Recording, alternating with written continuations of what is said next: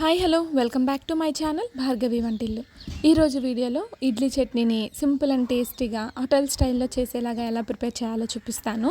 చాలా టేస్టీగా ఉంటుంది చట్నీ, అచ్చం మనం హోటల్లో ప్రిపేర్ చేసుకున్నట్టే ఉంటుంది. ఎప్పుడు మనం పల్లి చట్నీ కాకుండా డిఫరెంట్ టేస్ట్ వచ్చేలాగా ఒకసారి ఈ చట్నీని ప్రిపేర్ చేయండి.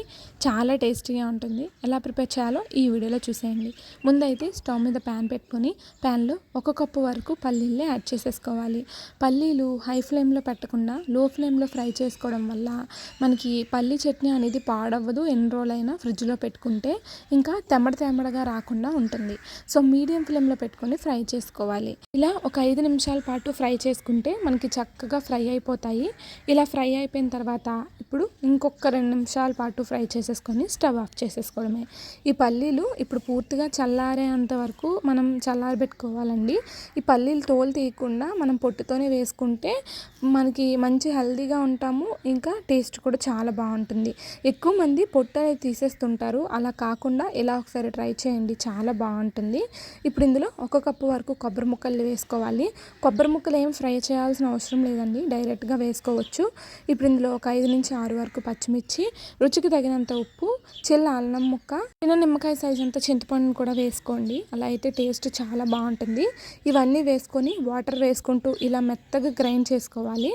ఇలా గ్రైండ్ చేసుకున్న తర్వాత ఇప్పుడు స్టవ్ మీద ప్యాన్లో ఆయిల్ వేసుకొని ఆయిల్ వేడెక్కిన తర్వాత 1 టీ స్పూన్ వరకు ఆవాలు, 1 టీ స్పూన్ వరకు జీలకర్ర, 1 టీ స్పూన్ వరకు శనగపప్పును కూడా వేసేసుకొని ఒక 4 నుంచి 5 వరకు ఎండుమిర్చిని కూడా వేసుకొని మీడియం ఫ్లేమ్లో ఫ్రై చేసుకోవాలి. పోపు మనకి ఎర్రగా దోరగా ఫ్రై అయితే మనకి చట్నీ టేస్ట్ అనేది చాలా బాగుంటుంది. లాస్ట్లో కొంచెం కరివేపాకును కూడా వేసుకోండి.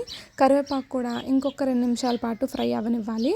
ఇలా ఫ్రై అయిన తర్వాత ఇంకొక 2 నిమిషాల పాటు ఫ్రై చేసేసుకొని మీడియం ఫ్లేమ్లో పెట్టుకొని మనం ప్రిపేర్ చేసుకున్న చట్నీ మొత్తాన్ని ఇందులో వేసేసుకోవాలి.